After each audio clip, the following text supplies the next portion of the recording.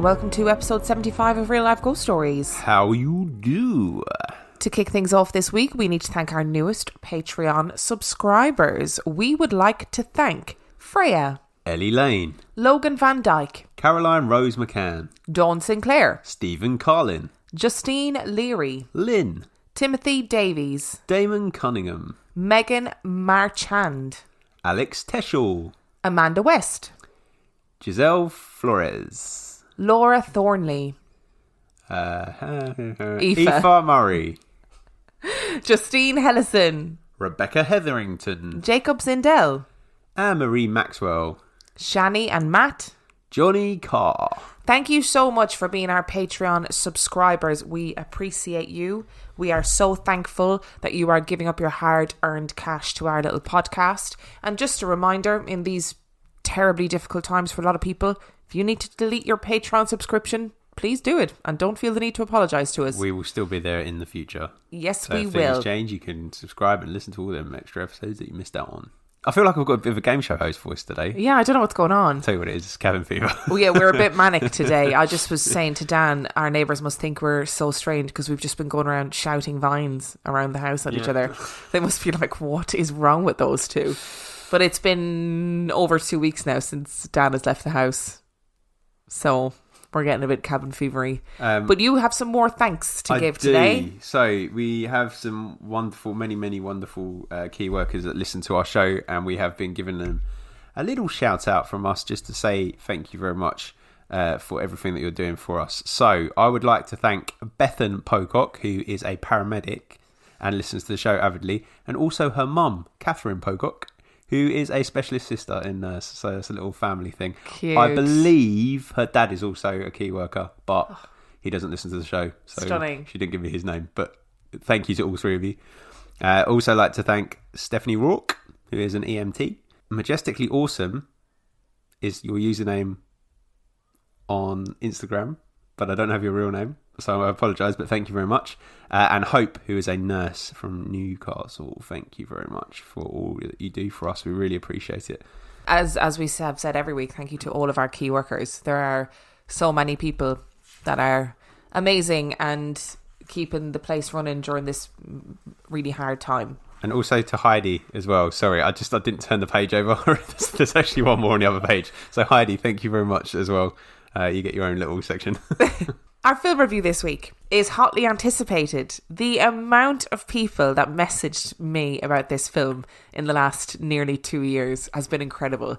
And every time I looked at the trailer or the screen, or what do they call it, like the promotional picture for the film, I was like, I know exactly what this is going to be. Like, it's going to be kind of jump scares and really gory horror, and we've seen it all before. So our film review this week is The Autopsy of Jane Doe. The Autopsy of Jane Doe was released in 2016. It has 6.8 out of 10 on IMDb and 86% on Rotten Tomatoes. Would you like a synopsis? I would love a synopsis. A father and son, both coroners, are pulled into a complex mystery while attempting to identify the body of a young woman who was apparently harbouring dark secrets. What were your thoughts? Well, everything you thought this was, it was, but we hadn't seen it done this well before. No, it so was... it had the gore, and it had the jump scares, and it was truly terrifying, and it was a really good film. I think there's a difference between gore and what they portrayed in this film. Like, pathology and gore, I think, are different things. It wasn't gratuitous. No, and it served the purpose. I have such a weird fascination with pathology. Like, for the longest time when I was in secondary school, I wanted to be a pathologist, and then I don't know why I didn't. But Stop going to science lessons?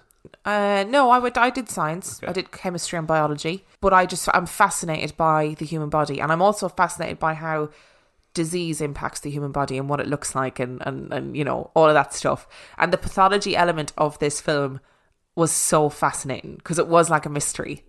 Because every time they dissected a new part of her, I was like, oh, what are they going to find? This is so exciting. So I loved that side of it. Yeah, it was actually an incredibly well done movie that I imagine was probably quite low budget. Didn't 6 have a million. particularly big cast. All took place in a very small similar space. set. Yeah. No massive names, although Brian Cox and Emil Hirsch are recognisable the two leads. It was just done really well. Like, it freaked the hell out of me. And the scariest part was the overhead camera looking at the dead body. I just couldn't deal with it. The face of the dead body. It was a really frightening film. I was really frightened watching it, and I had to go for a wee in the middle of it, and I had to turn on all the lights on the way because I was like, oh God. Because the two men in it are coroners and they see dead bodies all the time. They're not alarmed by any of the whole idea of dead bodies is so normalized in the film that it's not really frightening. But they do have it, like, they use amazing tropes in it where you know that later on this is going to come into effect. They don't try and hide it. It's not subtle. But when it does come into effect later, you're like, oh no. Oh, this is fucking awful. So one of them, without telling you what happens, is a round the corner mirror. Yes. Yeah, which is very cleverly used. And not overused, I have to say. And what I really liked about this is what Emma just said, which was well, I don't know why I referred to you in third person then. What you just said, I'm talking to you. Was that the sort of nature of their job, the fact that they were coroners and they dealt with dead bodies all the time, just sort of, it got to the point where the older of the two coroners, the dad, the father figure, was just so, like, the body was doing really unusual things, and the son was like, I didn't think dead bodies do this, and he just kept going, oh yeah, no, I've seen it once before, and then it got to a point where it was so crazy that he was like, yeah, I don't know what's going on anymore, and then all hell broke loose. But for him, it was solving a mystery, even though really weird stuff was happening with the body. He wasn't remotely like, oh, this is paranormal, or there is a reasonable explanation for everything that happens up until a point, and he sees it as a big mystery to solve. And the dad's whole thing is, it's not our place to ask why. We just need to establish how. Yeah. But then obviously the whole thing is the why. And why have we ended up in this situation, and why has this happened? The CGI I thought was very good because they did that thing where they didn't show you too much. You didn't see what was doing the chasing? No. You saw outlines and shadows, which I feel like if you were in that situation, that's probably all you would see. I found it a very, very interesting film, and there's very little we can say about it because I don't want to ruin the story. Much, but I spent the first hour desperately trying to guess what was going on, but in a good way. I was like, oh, maybe it's this, or maybe it's this. You were getting way too into them cutting that body open. Oh, I just love pathology. I'm fascinated by it. I can't remember her name, Mrs. Anjami, I think, or whatever. She's a pathologist on Instagram, and somebody messaged me and told me I looked like her, and it just has made my life. There you go. That's all I needed. That qualifies you to do pathology, I think. Yeah, I'm pretty sure I've seen enough stuff as well. Yeah. You know, I follow her on Instagram. I've seen all her posts about various body parts, and I could do it. Yep. I'll be fine with it. Yep. Your confidence about being able to do my heart surgery if I need it and we can't get to the hospital is both concerning and reassuring at the same time. Yeah, it should be. It should be. So what would you give this out of 5? 5. Really? Yeah, I mean, it's not going to be everybody's cup of tea. Like, just because it scared me probably means it isn't going to necessarily scare everybody. But I just thought it was really well done for what it was. I like little nods by filmmakers, and you know, the guy is inspired by The Conjuring, and his little like nods to The Conjuring in it is very. There's a really good use of music, which isn't overused and is very clever. And actually, where The Conjuring series is tailed off, maybe this guy would do good in just stopping at this point. Yeah. I would also give it a 5. Oh my word! We need to be cracking the champagne. I loved it. I thought it was a brilliant film. That's what champagne noise makes, by the way. There we go. I thought it was a really clever film, really clever low budget horror film, and I was hitting Dan at various points, going, "No, you need to watch it. You need to see what's going to happen." I was covering my eyes because I knew that something was coming that was going to make me jump. So I like to watch it with most of my eyes covered up for a tiny little gap. This is one of a handful of films I can probably count on one hand, actually, just to mix the analogies. What's the word? Analogies. Where I'm thinking about writing to the filmmaker, because Emma actually sat and watched the entire film. I did. Not without doing anything else or getting distracted by anything. She watched the entire film. I did. So if you are a filmmaker that has done that, you deserve a special award for filmmaking. It will be another, what's the word? Another category in the Oscars. Yes. Next year. Yeah. Yeah, it will be. And for the award for a film that Emma managed to sit through. Which brings us to our stories this week. Yeah. I'm really excited. This is another episode that people have been asking us to do for a very long time. Okay. And we're going to start with a bit of debunking first. Okay. Which is not the usual way we do things. No, because you normally build me up into the point where I'm scared stupid and then you debunk it. But I have very strong feelings about the topic that we're going to be doing today. I'm intrigued now, I have to say. Because today, we're talking about ghost stories from nurses. Ooh. Which I think is a really fascinating topic. Are you ready? No. So our first dive into this topic actually comes from The Guardian. It's not often, I think, that the paranormal makes its way into mainstream newspapers without it being a joke. So things like, I married a ghost. Those things you see regularly in newspapers. That's not a joke. That's a very serious topic. Very serious topic. I'm sorry to all those people out there who are married to ghosts. Or you have, the jokey, oh, I have a haunted doll, blah, blah, blah. All of those things make it into newspapers. But it's not actually often that a story of ghosts or hauntings makes it into a mainstream newspaper. Let's do this. Okay. One night in 1975, Mary McLellan was working as a ward sister at the Western Infirmary in Glasgow. She was setting up a piece of equipment in a room facing a well-lit corridor when she became aware of a tall, silver-haired man wearing a blue dressing gown and standing near the doorway of the ward opposite. He stood still and silent for a moment, and then vanished. But she thought nothing of it, assuming he was a patient who had just gone back to bed. Almost immediately the ward nurse came over to me, McLellan recalls. She was very upset at seeing the apparition. She recognised him as a patient who had died 2 days previously. The UK is full of old hospitals, many of which have at least one and sometimes several ghost stories attached.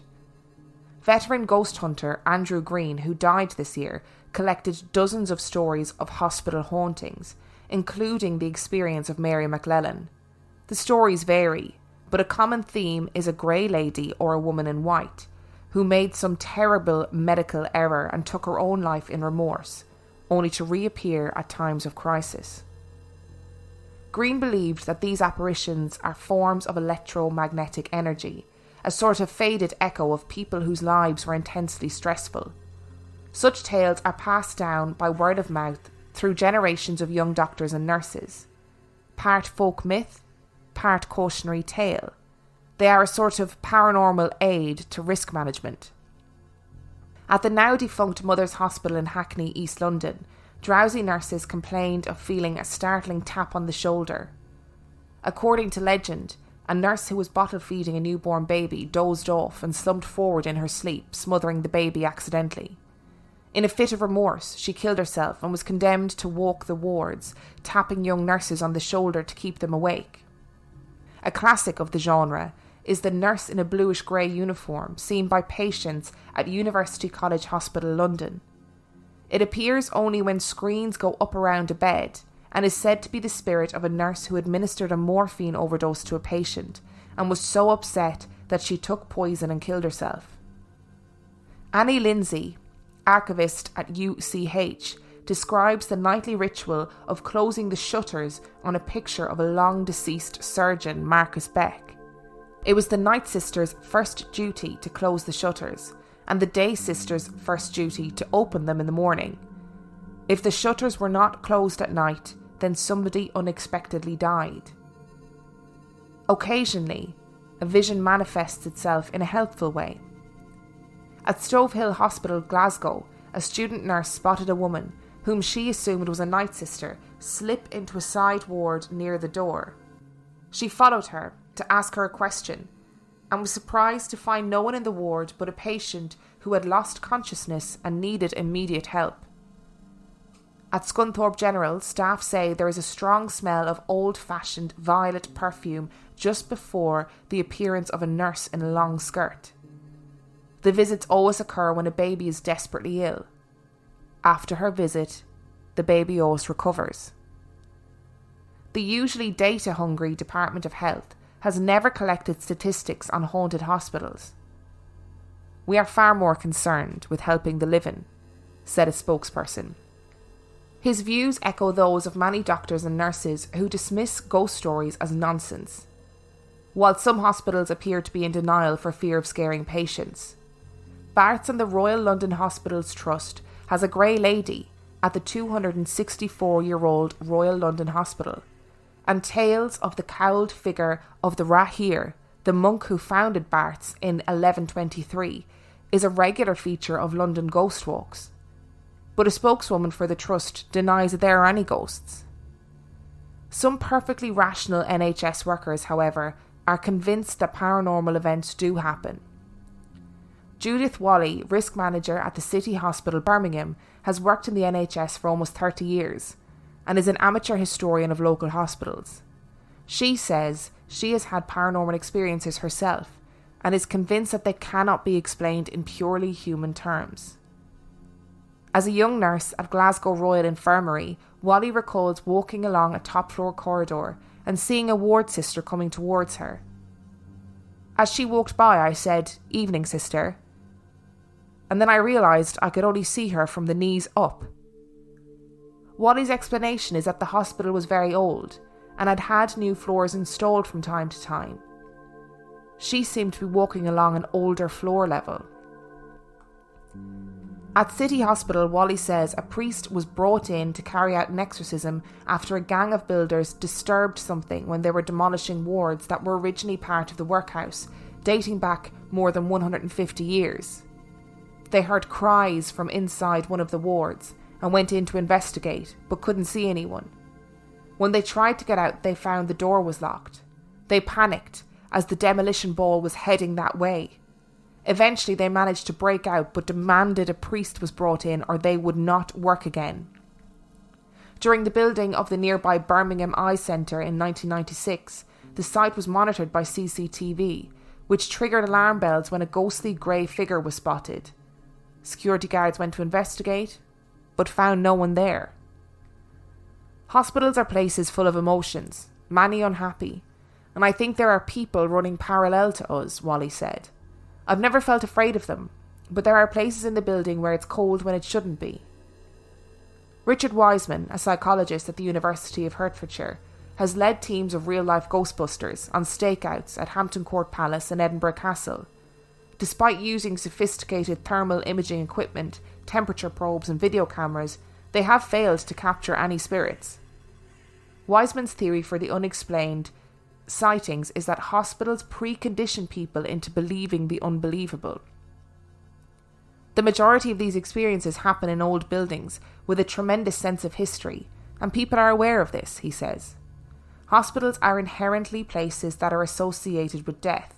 Nurses in particular have to cope with life and death on a daily basis. At some level, there is a need to believe in ghosts and an afterlife as a way of saying death is not final, as a comfort. According to Wiseman, shift workers are more prone to seeing or believing in strange things because they are in buildings associated with daytime and with crowds and activity, but which go quiet at night and take on a more sinister aspect. When anywhere that is usually noisy goes quiet, you can hear the background noises you don't usually hear. The pipes, the building creaking, doors moving. He also offers a more prosaic explanation. Ghost stories are a way of passing the time, he says. You've done the rounds, had a chat about EastEnders or whatever, and so you start telling ghost stories because they are entertaining. Yet neurologist Peter Fenwick of King's College London, who has studied spirituality and the mind for many years, says that he cannot offer an empirical explanation for many stories of odd events and visions near the time of death. They usually feature a deceased member of the family appearing to a dying person, helping them on a journey through physical death, he says. People report that it is extremely pleasing. Occasionally, carers have reported seeing the vision, so it can't be put down to a hallucination due to medication. Where a patient is having a good death, by that I mean one with less painkillers, then these phenomena are more likely to occur. Relatives and staff in hospices, including a doctor, have also reported seeing a room filled with light or columns of light emanating from the body of a dying person. This has been interpreted as the soul or the essence of the person leaving the body. So how does Fenwick explain these phenomena? As a neuroscientist, I have to say that when there is no brain activity, consciousness dies and you are gone. But the things that have been described to me might point to a continuation of consciousness. Who can say? Electricity was thought to be magic several hundred years ago. As we move to a postmodern view of science, together with a recognition that, as yet, neuroscience has no explanation for consciousness, the possibility of transcendent phenomena around the time of death should also be considered. That completely messed with my head. In what way? Well, because remember we did our near-death experiences episode, and we talked about how it's like painkillers and your brain sparking and wiring differently. You talked about that. I talked about that, yeah. And this guy who's a neuroscientist is like, fuck it, there's loads of stuff that can't be explained. I've heard loads of stories and neuroscience doesn't explain them. Oh, dear Lord, that really messed me up. I think there's obviously something to be said for actually there are some people that are more open to this idea for various different reasons, that ghosts exist and there's another realm and stuff like this. And it's also worth taking into account that actually shift workers are tired a lot of the time. And that's can true. Have an impact on you. However, Wiseman annoyed me with his statement. Did he? Yes. Well, was it the It's just a blanket. It was just a blanket statement that people have feelings about hospitals and they create stories in order to make themselves feel better about death. That might be the case for some people. You can't make that blanket statement. No, you can't. I do agree with his statement about shift workers. The nighttime. Yeah.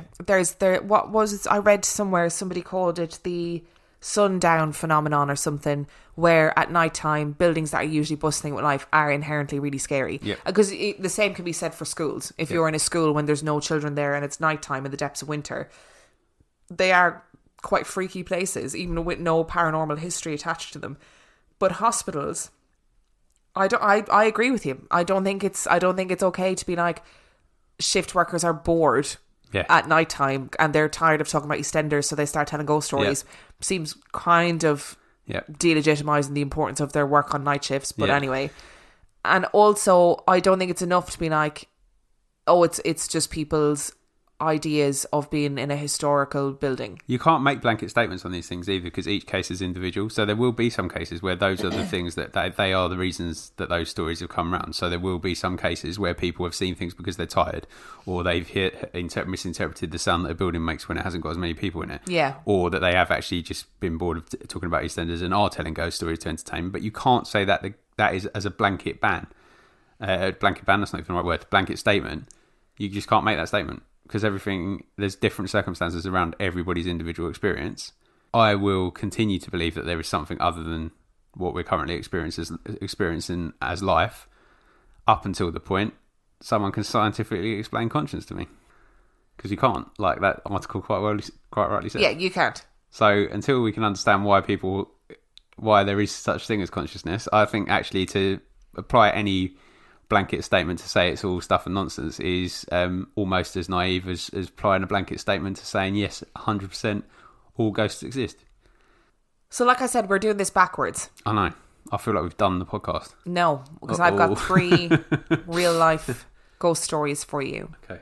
And these came from Thought Catalogue, and I would absolutely 100% recommend listening or clicking the link in this episode and reading these stories, because some of them are horrifying. So I picked 3 real nurse stories. With me in mind? I just picked 3 that I thought were interesting and would have good conversation. Okay. So I'll leave the link in the description, but are you ready? Yep. No. Go for it. I was a new nurse at our hospital and had only been working there a couple of months. I brought a patient of mine up to day surgery from the ER for an endoscopy, and they called back down and asked me to bring her family up because she only spoke Italian and not enough English, and they needed someone to consent for the procedure. After dropping them off, I walked past the waiting room to head back down to the hall to the elevators. I took the back way to get to the ER, and the hallways are all deserted. It used to be a paediatric wing of the hospital, but that is all shut down for years, and the rooms are just empty or full of broken equipment and beds and stuff. As I reached the old nurses' station at the T-junction between the paediatric hallway in the hallway that goes to the elevators, I saw a little girl standing across from the nurse's station further down the hall. She had big pigtails and was wearing a brown dress, white shoes, and holding a teddy bear. I thought perhaps she was a family member who had walked away from the day surgery waiting room. I was concerned that she would go into one of the other rooms and get hurt or get lost. So I said, "Hi, what are you doing? You don't need to be over there. You're going to get hurt." And I walked around the nurse's station to go and grab her hand and bring her back. But I shit you not, she vanished as I got about 15 feet away from her. Every hair on my body stood up straight, and I turned and ran like a bat out of hell down to the elevator. I pounded that button for what seemed like an eternity until the elevator got to the floor. As I got back to the ER, I walked up to the nurse's desk, white as a sheet. And one of the older nurses looked at me and said, "Jesus Christ, what is wrong with you?" I remember babbling like an idiot, and I tried to tell them what happened. After listening to me for a moment or two, the nurse said, "Ah, you saw the little girl ghost. She's been around here for years." And I remember saying, "Well, thanks for telling me about it before this." Apparently the ghost has even been seen down in the ER, ducking in and out of patient rooms and peeking around curtains. My wife worked up on the 7th floor, and she said that one time on nights, a whole row of patient rooms started yelling about a little girl that was running in and out and around the bedrooms. I guess she gets around. See, now I have got a big issue because obviously normal folk in a job such as being a nurse, when they see a little kid wandering around, their reaction is, let's help them, right? Because obviously they're somewhere they're not supposed to be. I couldn't do one of those jobs because my reaction would be to turn around and run, and I'd probably leave kids in situations they're not supposed to be in. Because my instant reaction was, if I was in a place that was like fairly empty and it was old and there was a little girl in front of me that probably is in a place she shouldn't be in, I'm thinking ghost, at a push, maybe a demon. I'm not sticking around to find out whether she's real or not. I'm gone. Fair, I was going to contradict you, but I haven't got the courage to drop kick them down the stairs or anything. I'll just be legging it. So I'm really sorry if if any of these, when we're eventually allowed out, if it's your kid that I leave in a room that she shouldn't be in, I apologise. It's just I thought she was a demon. Sorry. The next two stories that I picked they're not so much like really scary, but they're really weird. So are you ready for the next one? I promise you there's no children in the next one. Okay. I used to work in a state institute for the developmentally disabled. We were temporarily relocated to another building for remodelling of our building. Anyway, I was working one night, second shift. We had a locked Pika unit. I saw one of the residents walking down the hall. Very distinct gait and very distinct yellow t-shirt with a happy face on it. I went into the ward to let the staff know that they had an escapee. This was a serious situation because this particular resident, Larry, would ingest absolutely anything, from clothing to pens to belts to one time even a bird's head, literally anything. He was also very reluctant to go back to his home ward, hence why I didn't bring him back myself. He needed 2 escorts. When we got back into the hall, less than 15 seconds later, Larry was gone. And we searched the entire building. Outside, downstairs, all the wards, he was nowhere to be found. This whole search lasted 10 minutes because I had all the extra staff looking for him. I was just about to call the house supervisor to let her know that we had lost someone when out from the bathroom walks Larry with one of the staff. He'd been getting his bath in the bathroom for the last 30 minutes or so. Kind of freaky. But I absolutely, without a doubt, saw Larry in the hallway. I never would have short-staffed the wards like I did if I hadn't seen him. Like I said, very distinctive gait, look, clothing. I took a lot of razzing that night. They all thought that I was crazy. Anyway, I come to find out the next day, after the story goes around that I am crazy, that Larry had an identical twin brother who died in that building 10 years previously. See, I was going down the line that he'd some kind of fallen in some kind of time warp, and actually what he'd seen was Larry walking down that corridor earlier that day. It was like a memory, like an imprint of Larry walking in that. But even corridor. Still, that's terrifying. I mean, that is terrifying. But that's what I was thinking. But then he's got a brother, twin brother, who's wearing the same clothes. But you can imagine Creepy. being on that ward. So pica is it's like a compulsion to eat things that have no nutritional value. And when I worked in the asylum, one of the patients had pica. Well, not just one, but one in particular had pica, and he would eat anything plastic. So that would be like plastic gloves, anything plastic. He'd eat it. So weird. But it is, and often actually pregnant women get pica, which is interesting. That's where the whole eating chalk thing comes from, isn't it? Yeah, it's your body craving things that seemingly have no nutritional value. But anyway, so you can imagine thinking if that you saw this patient out and about, you'd be like, oh shit, because they could cause themselves a lot of damage. So you can see the panic of being like, right, we need to get everybody looking for this patient right now, and then you find him, and he's been supervised the whole time. Yeah, and it turns out he's got a dead twin brother. So weird. So creepy. And one more. Okay. Like most very old hospitals, at one time our hospital was run by nuns. One particular unit had been converted into a sleep study lab area for outpatient tests. One shift in the middle of the night, I was watching the video monitor and 5 patients simultaneously began removing their monitoring equipment. I went into the first room to ask what was going on, and the patient said that the old nurse with the cap told her the study was over and that she could leave. And every patient on the corridor reported the same story. Get out. Get out. I mean, in that, if you're that nurse or that person that was watching the sleep clinic video, you just say, "Oh no, sorry, she's mistaken," and you just let them get on with it. Yeah, you wouldn't be like, "Fuck." But I would be. I'd be like, "What now?" Okay, see you later. Bye. You'd get to the third room and then just panic and bolt out the door. Yep. She's a bit naughty, that ghost, isn't she, really? She is a bit naughty. Telling them to finish the thing before they finished. Having a prank on the staff that are there today. But there were loads of stories. There was I think there was something like 50 nurse ghost stories in this particular collection. And there were loads of them about like, oh no, the nurse who's been here before has already done that. Or the nurse told me to do that thing. Very, very strange.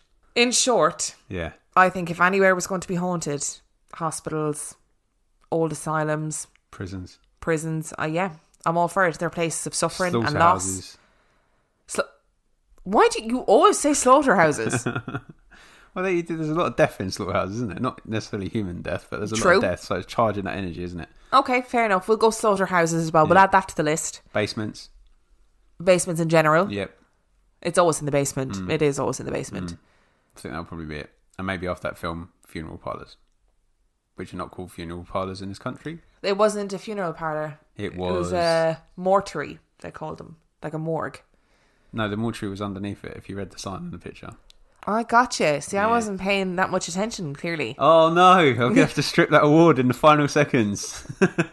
Would you like some new reviews? Yeah, please. Thank you. Review number 1 comes from Sully127, who says, awesome, entertaining and fun. I recently came across this podcast, and as I write, I'm about 15 episodes in. The hosts are engaging and entertaining, and the subject matter is approached with a unique combination of both reverence and skepticism, which makes for very fun listening. I especially appreciate the slant towards many Irish legends, lore and stories. I look forward to the rest of the cast and wish you guys continued success. Thank you for the hours of entertainment. Thank you, Sully127. And the second one comes from Sid CYDMT3, who says, love this podcast. I'm a new listener and I really enjoyed this podcast. Great chemistry and content. Poor Dan is always scared. It's great. Why do people love that? Because it's hilarious. Okay. And finally, Rose Thanks, Pink. Sid MT123 or whatever it was. Close. Right? Close. Close. CYD MT3. MT3. And Rose Pink 222 said, best of both spooky worlds. My husband and I love listening and watching spooky things. Where we differ is that he loves horror movies and I love more of the historical spooky stories. This podcast is the best of both worlds. With the funny banter of Emma and Dan and great insights, it just makes a barrel of spooky laughs. Great job, guys. Can't wait to hear your 100th episode. Mary, Kate and Joel. Thank you so Thanks, Mary, much. Kate and Joel. You gorgeous people. If you enjoyed this week's episode of Real Life Ghost Stories, you can find us on Instagram at Real Life Ghost Stories. You can find Dan on Instagram at 50p Movie Club. You can send us your own stories to reallifeghoststoriespodcast@gmail.com. You can find us on Twitter at Real Ghost Pod. You can find us on Facebook, Real Life Ghost Stories Podcast. Give us a like and also join our supergroup, or LGS Supergroup, where the password is... Sorry, I'm yawning. Emma and Dan. Sorry.